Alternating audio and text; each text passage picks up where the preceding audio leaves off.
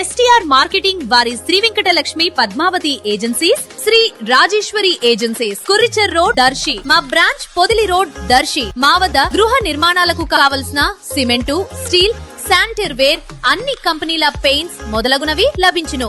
మరియు suite room సదుపాయం కలదు. Proprietor Sanikommu Tirupati Reddy. STR marketing chairman. Cell 9959336938.